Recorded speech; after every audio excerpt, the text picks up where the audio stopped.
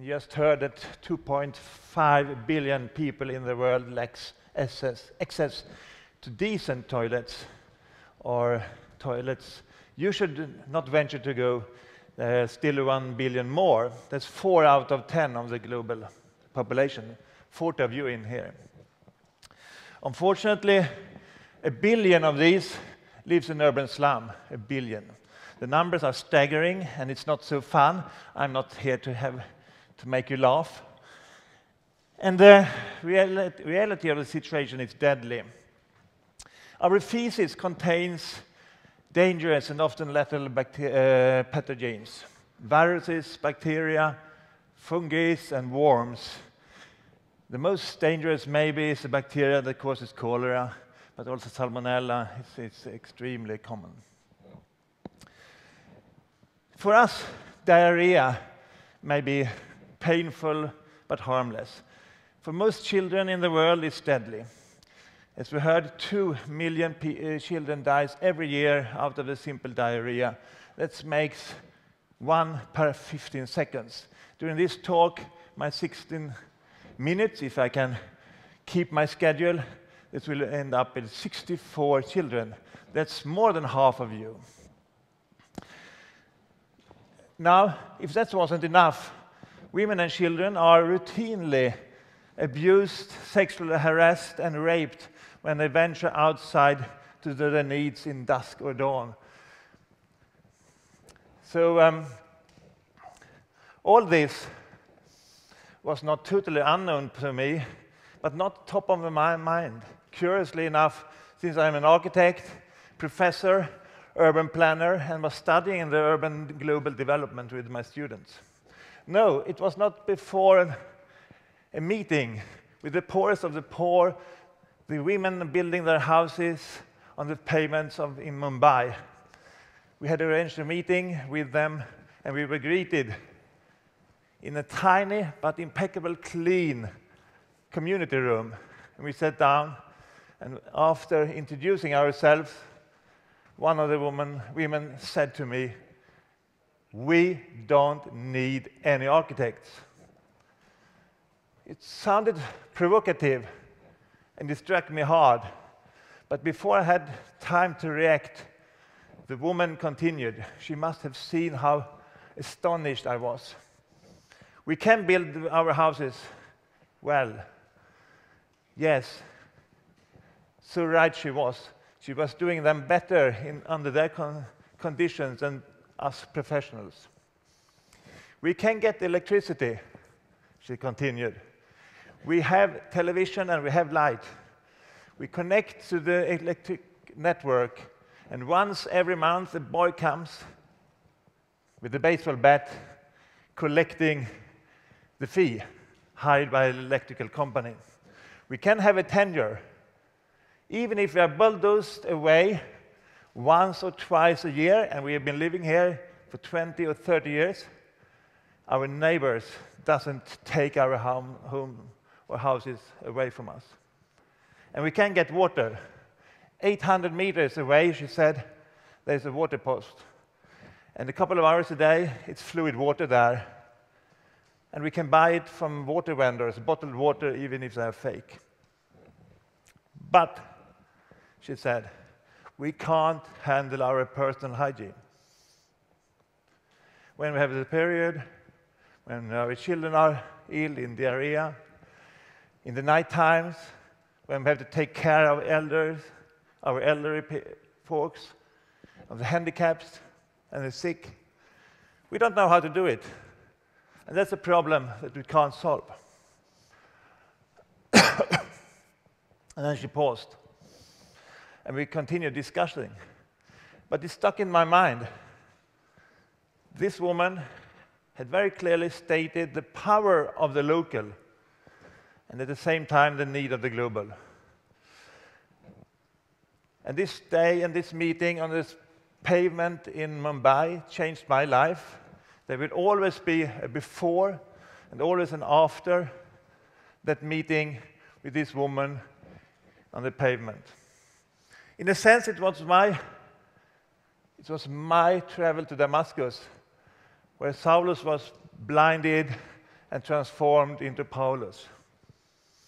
So I decided this late May in 2005 to spend some time of my privileged life trying to help this woman solving her problem.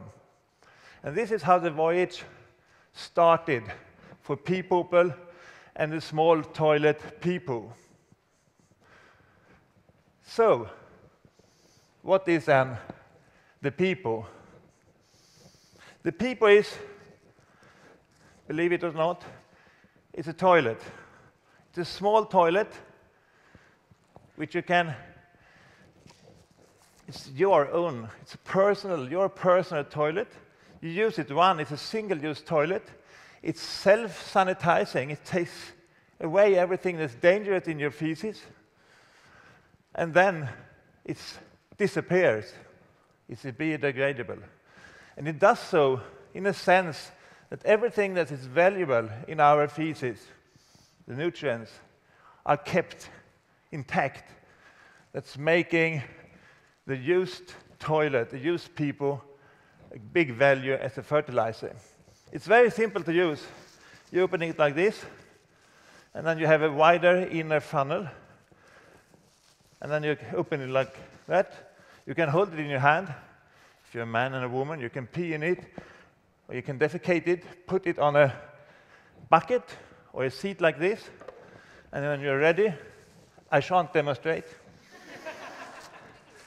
Thank you. No, you shouldn't say that. If you were in Mumbai, you wouldn't ever be alone. And it's nicer to do it with me than with your uncle. So now it's ready to discard. So time is too short to understand how all this works. But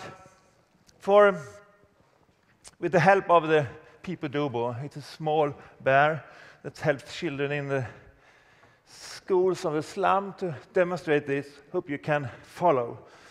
Inside this toilet is a small filter bag, almost like a tea bag, filled with a substance called urea. And urea we have in other bodies. You just think of urine. And this urea is an organic compound, harmless. You use it in toothpaste and skin lotion. And the urea is soluble. But now comes the fantastic thing. Within our feces, it's the feces of the bacteria. It's a small protein called urease. And this urease acts as a catalyst enzyme to help the hydrolysis of urea and creates ammonia and carbon dioxide. And the ammonia, you know, is highly biocidal. It raises the pH value inside the toilet and creates a very, very unpleasant environment for most microorganisms. So, if it's 30 degrees outside, within a couple of hours, up till a couple of days, all the cholera bacteria is dead. The Ascaris eggs is a bit tougher. You know, eggs are tougher because they are enclosed. It takes up to 3 weeks. And after that, it's safe to use as a fertilizer. You can just bury it like the kid here in your backyard in a bag, and you increases the yields. And to the left are coffee seedlings that we erase from this. Now, a toilet like this would be of no use if it wasn't available. So, around the Peepoo, we have built a market-driven distribution and collection system where the toilet is sold by micro-entrepreneurs, which are educated by us, in a model that is fully scalable. And it's also sold in retail outlets, like kiosks, because in the slums are an economic activity as in our cities. Then, since the value of a used toilet, a used Peepoo, is more than it was bought for, we are making a good business on buying it back, used, giving a rebate, almost like you're buying back an empty bottle or can of beer. And then we sell it to farmers, pure urban farmers, who produce flowers or vegetables, haricots to you or us in the Western world, or we refine it into coffee seedlings, which we then sell to an even greater amount. This is how it looks now. This system has been up and running since 2011 in 2 neighborhoods in Africa's largest slum, Kibera, in Nairobi, in the neighborhoods Selanga and Gatwekera. We also have, for the moment, 60 schools with more than 10,000 children in a donor-based program using this every day and learning, almost like you did learn, how not to use a paper towel, but how to use a Peepoo, which is even simpler because you understand it directly. You don't have to sing. But there are more places in the world where we need toilets, and in humanitarian emergencies, like in Haiti, there are 250 million people every year affected by natural catastrophes. 42 million people, almost like Germany, are now spending their time in refugee camps or IDP camps, like those following what's happening in Syria. And this is some images showing how it works in Pakistan following the floodings of the monsoon rains. We did it together this autumn with the United Nations. And this is then 1 month of toilets for you, complete with collection vessels, ready to be distributed from day 1 almost, if we can get it there, which we can. And we can do this with limited resources, with our own personnel, educating on-site the affected population. And there are, of course, a number of things now which are also distributed. You can see this one. It's a toilet seat, which also can, but it can't be used for water, so it can't then make things worse. And here you see some happy children. Now, we have a limited production in Nairobi, but following all the testing, 2011 we decided to make a €4 million investment in a high capacity, high speed, full automatic production line. And I'm happy to say that now, in just a couple of days, we will be able to have a capacity of 500,000 a day. Compared to 2.5 billion, it's tiny. But anyhow, it means 8 per second, and this is part of the machine, 35 meters long, which will produce it. So I will directly leave from here to Germany to our machine supplier.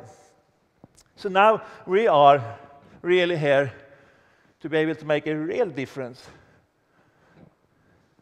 But before I stop talking,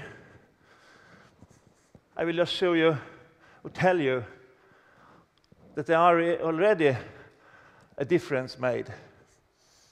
In Sri Lanka, following this 1-2 years, we have enough customers to do properly customer research.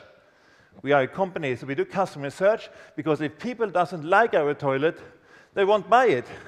Whether they're poor, even if it's cheap, they won't buy it. So we are eager to know how it's perceived.